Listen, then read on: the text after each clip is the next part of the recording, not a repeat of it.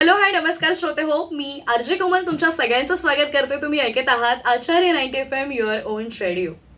आज जरा बाहेरच्या जगात डोकावून बघितलं तर फॅशन इंडस्ट्रीकडे पाहण्याचा दृष्टिकोन जो आहे हा लोकांचा बदललेला आहे. म्हणजे आता केवळ कॉलेजला जाणाऱ्या मुली नव्हे किंवा अगदीच मला या फील्डमध्ये जायचंय म्हणून ज्या काही सीमा होत्या पहिल्या बांधून ठेवलेल्या, काही रेषा ओढलेल्या होत्या, त्या रेषा कुठेतरी पुसल्या गेल्या. अगदी घरामध्ये काम करणारी गृहिणी असू देत किंवा संसारामध्ये बिझी झालेली एखादी महिला असू देत किंवा संसाराच्या या रहाटगाड्यामध्ये स्वतःचा जॉब वगैरे मॅनेज करून त्या जे कंटिन्यू चक्र आहे त्या चक्रामध्ये अडकलेली जरी गृहिणी असेल तरी ती स्वतःचं वेगळं अस्तित्व कॉन्फिडेंटली फॅशन इंडस्ट्रीमध्ये निर्माण करू शकते.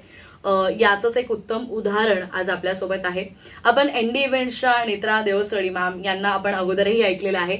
तर त्यांच्याच माध्यमातून आपण जो त्यांचाच एक इव्हेंट झाला होता king and queen of Maharashtra, यामध्ये जे काही विनर झालेले आहेत त्यांच्यासोबत आपण छान दिलखुलास संवाद साधत आहोत. नेत्रा मॅम, पुन्हा एकदा हक्काच्या ठिकाणी खूप खूप स्वागत आहे. Thank you very much. आणि येस, मी आत्ता स्त्रियांविषयी बोलले, महिलांविषयी बोलले. बऱ्याच वेळेला असं वाटतं की लग्नानंतर माझं करिअर पूर्णपणे बंद होईल का, किंवा लग्नानंतर मी हव्या असलेल्या आवडीच्या गोष्टी करू शकेन का? तर हो, तुम्ही नक्की करू शकता. आणि याचंच उदाहरण म्हणजे मिसेस कॅटेगरीच्या ज्या विनर होत्या त्या म्हणजे तेजश्री जोशी मॅम. खूप गोड दिसताय आणि खूप खूप स्वागत आहे आचार्य 90 FM वरती. थँक्यू. सगळ्यात पहिले कोमल मॅडम तुम्ही आम्हाला इथे बोलवलं म्हणून, आणि नेत्रा मॅडममुळे मला ही संधी मिळाली, त्यामुळे थँक्यू नेत्रा मॅडम. येस, तर त्या मिसेस कॅटेगरीमध्ये ज्या आहेत त्या विनर ठरल्या होत्या. शेअर मार्केट डीलर आहेत आणि फायनान्शियल इन्व्हेस्टमेंट म्हणजे फायनान्स हा मुळात त्यांचा बेस आहे. फायनान्स आणि फॅशन खूप वेगळा, म्हणजे म्हणतात ना, दोन विभिन्न टोकं आहेत. तर मुळात मी तुमच्यापासून सुरुवात करेन. फायनान्स एकीकडे आणि फॅशन एकीकडे, आणि त्यात एक काय म्हणतात त्याला, मॅरिड वुमन एकीकडे. सो ह्या तीन गोष्टींमध्ये फॅशनला कसा वेळ दिलात आणि फॅशनमध्ये कसा इन्व्हॉल्व्ह झालात? जेव्हा तुम्हाला स्वतःला आवड असते, तुमची स्वप्न पूर्ण करायची असतात ना, आणि त्याची जिद्द असेल ना, तर तुम्ही बरोबर त्याच्यासाठी वेळ काढू शकता. अर्थात त्याच्यासाठी वेळेचं नियोजन करणं फार गरजेचं असतं. मग वेळेचं त्यानुसार कामाचं नियोजन केलं तर तुम्ही तुमच्या स्वप्नांसाठी बरोबर वेळ काढू शकता. आणि माझी फार इच्छा होती ही करण्याची, ही जिद्द होती, सो मी त्यासाठी वेळ काढला. कारण वेळ मिळत नसतो, तो काढावा लागतो. बरोबर आहे. पण मग घरच्यांनी कसा सपोर्ट केला, किंवा तुमचा हा पहिलाच इव्हेंट होता की अगोदर तुम्ही केलं होतं किंवा काय? नाही, अगोदर मी केलं होतं पार्टिसिपेट्स, त्यामुळे मला तसा थोडा अनुभव होता, पण तरीही कुठेतरी मी कमी पडले होते. सो ते मला पूर्ण करायचं होतं, म्हणजे निदान प्रयत्न तरी ते पूर्ण करायचे होते माझे. आणि घरच्यांनी फुल सपोर्ट केला मला की तुला करायचंय तर तू कर, तुझी इच्छा आहे तू पूर्ण कर. आमचा फुल सपोर्ट आहे. क्या बात आहे. नेत्रा मॅम, आपण आताच उल्लेख केला की बऱ्याच वेळेला असं होतं की लग्नानंतर माझं करिअर किंवा फॅशन इंडस्ट्रीशी आपण त्याविषयी घेऊयात. कारण आपण कुठेतरी सर्वसामान्य कुटुंबामधून येतो आणि आपल्या आई, आपले बाबा किंवा आपली सासरकडची फॅमिली, त्यांचा मुळात एक माइंडसेट जो आहे ना, त्याविषयी जर अगदीच दिलखुलास बोलायचं गेलं तर तो अजून इतका ओपन नाहीये किंवा अगदी इझिली एक्सेप्ट करत नाहीये. मग लग्नानंतर मुलींचं किंवा महिलांचं जे करिअर आहे ते फॅशन इंडस्ट्रीमध्ये जर असेल तर ते कुठेतरी स्टॉप होतं. पण तुम्ही आज मिसेस कॅटेगरी इन्व्हॉल्व्ह केलीत आणि मिसेस कॅटेगरीमध्ये इतक्या सगळ्या कंटेस्टंट तुमच्याकडे होत्या, त्यांच्या वेगळ्या प्रत्येकीची स्टोरी असेल. तुम्ही मिसेस कॅटेगरी जेव्हा अनाऊन्स करता तेव्हा काय थॉट आहे त्यामागे तुमचा? मिसेस कॅटेगरीचं असं आहे की जसं तुम्ही आता बोललात की काही फॅमिलीज मधून थोडं रेस्ट्रिक्शन असतं वगैरे. हा, हे खरं आहे.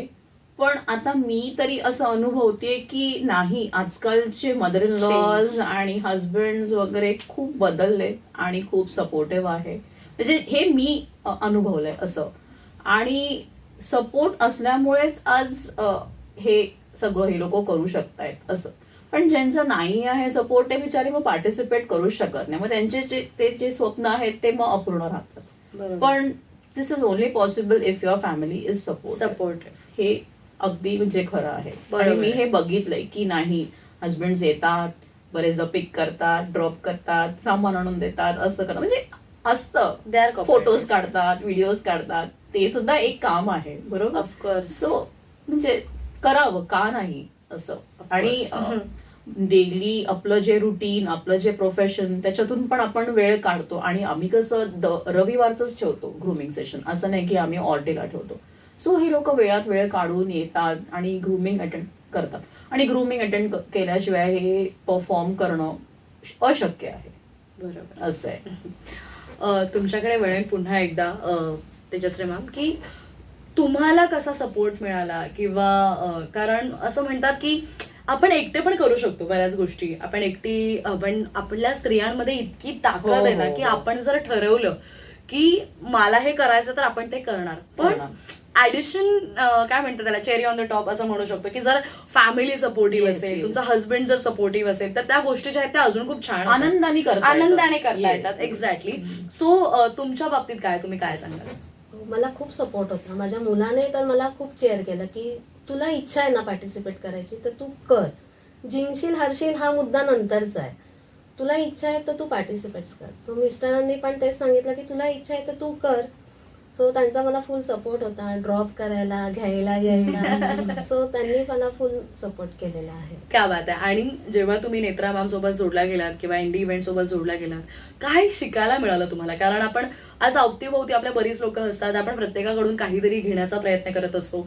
आणि तुम्ही इथे येऊन काय वेगळं शिकलात किंवा काय सांगाल? नेत्रा मॅडमना जोडल्यानंतर आहे ना, मुळात त्यांची पर्सनॅलिटी अशी आहे ना की त्यांना बघूनच इन्स्पायर व्हायला होतं. एक्झॅक्टली. कारण त्या स्वतः जरी एक स्त्री असली तरी एक सून, आई सगळं Yes. आहे. सो ते सगळं ते मॅनेज करतात. त्यांच्या सासूबाई त्यांना सपोर्ट करतात. या शी इज So- सो कूल. मला खूप सो आवडतात. मला खूप असं छान वाटतं की अरे किती छान यांची सासू यांना मदत करते. आणि त्या सतत हसत खेळत आणि काहीही हो. तुम्ही कधीही त्यांना विचारा, काही प्रॉब्लेम असेल, सपोर्ट असेल, फुल त्यांचा सपोर्ट हो, असतो. हो, हो. आणि ग्रुमिंग सेशन मध्ये पण त्यांनी खूप छान आम्हाला म्हणजे अगदी आम्हाला कॉन्फिडन्स दिला की तुम्ही छान कॉन्फिडेंटली करा, व्यवस्थित होईल, सगळं छान होईल. सो त्यांच्याकडे शिकून एक आत्मविश्वास आला की येस मी करू शकते. येस. आणि ज्या वेळेला हा क्राऊन तुम्हाला मिळाला, जेव्हा तुम्ही जिंकला, जेव्हा तुमचं नाव अनाऊन्स केलं, काय रिॲक्शन होता? फॅमिलीजच्या काय रिॲक्शन होत्या? तुमच्या हस्बंडच्या काय रिॲक्शन होत्या? तुमच्या ज्या मुलाने तुम्हाला इतका सपोर्ट केला, ज्याने तुम्हाला इतकं चिअरअप केलं, त्याला काय वाटलं? काय म्हणजे तो तर म्हणत होता की मी कॉन्फिडन्स होता की तुझाच नंबर येईल म्हणून. मी थोडी नव्हती कॉन्फिडन्स, पण काय म्हणतात थोड्या 2 मिनिटं विश्वास नाही बसला की खरंच माझा नंबर झालाय का अनाऊन्स म्हणून. आनंद व्यक्त नाही करतात ते शब्दामध्ये. True true. आजही लोकांचा कौतुकाचा वर्ष होतोय हो. स्टेटसला बघून, क्या जसं बात त्यांना आहे. कळतंय तसं आजही कौतुक केलं जात आहे. ते खूप छान वाटतंय.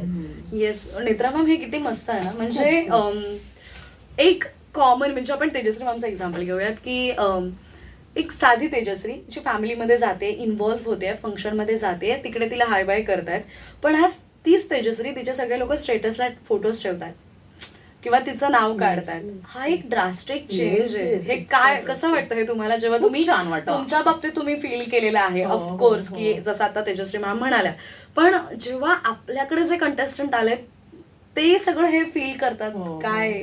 मला तो खूप आनंद होतो. मला असं होतं की मला मेन म्हणजे ह्यांच्यातला तो बदल बघून ना मला खूप सॅटिस्फॅक्शन मिळतं की हा बाबा we have given our 100%. Yes. ते एक मोठं सॅटिस्फॅक्शन असतं की नाही बाबा आपण जे ग्रुमिंग दिलंय, आपण जे ट्रेन केलंय, हे त्यांनी एक्सेप्ट केलेलं आहे आणि सगळं केलेलं आहे त्याप्रमाणे जसं शिकवलंय तसं. Yes. आणि मी खरं सांगते, अगदी जे ग्रुमिंग आणि ट्रेनिंगचं प्रॉपर फॉलो करतात ना तेच विनर होतात.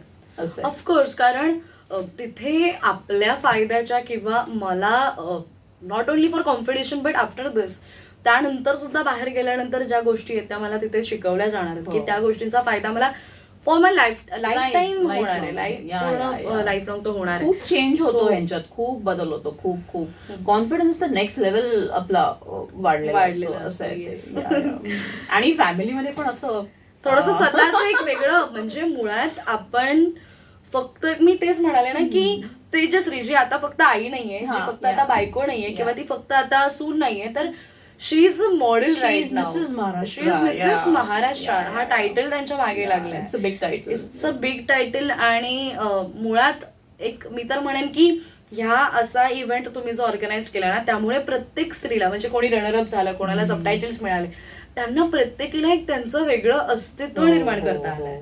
नक्कीच. इव्हन जे टॉप 3 मध्ये नाही आहे ते सुद्धा हे म्हणतात की आम्ही या जर्नी मध्ये बरंच काय शिकलोय. And we will Exactly. Participate again. हे मला त्यांचं आवडतं की बाबा हार जीत तो चलते हा, रहता हे है. होणारच. कॉम्पिटिशन आहे, कोण ना कोण जिंकणार, कोण ना कोण हरणार. Yes, exactly. आणि आपल्याला सुद्धा कळलं पाहिजे की आपण कुठे लॅकिंग होतो. बरोबर असं आहे. बरोबर. पण मला हे त्यांचं आवडतं की नाही, we like the journey, we have learn a lot and we will come again. Exactly. क्या बात आहे. खरं तर जाता जाता तेजश्री मॅम मी तुम्हाला एकच रिक्वेस्ट करेन की जसं तुम्ही आता नेत्रा मॅम कडून शिकलात की त्या कॉन्फिडंट आहेत किंवा त्यांना बघूनच मोटिवेट व्हायला होतं, आज तुमच्या नावाच्या मागे जेव्हा मिसेस महाराष्ट्र हा क्वीन ऑफ महाराष्ट्र हा टायटल लागलाय, नाव तुमची रिस्पॉन्सिबिलिटी आहे की तुमच्याकडे बघूनही बाकी लोकांनी इन्स्पायर झालं पाहिजे. तर अशा सगळ्या फिमेल्सना तुम्ही काय मेसेज द्याल? मी त्या सगळ्या मैत्रिणींना हेच सांगेन की स्वप्नांना वय नसतं. क्या बात आहे. स्वप्न पूर्ण करण्याची फक्त जिद्द पाहिजे. ती जिद्द असेल ना तर तुम्ही कोणत्याही वयात तुमची स्वप्न पूर्ण करू शकता. बस जिद्द ठेवा आणि पाण्यात उतरा. पाण्यात उतरलं की पोहता येतं. येतं. क्या बात आहे. Correct correct correct. Very good.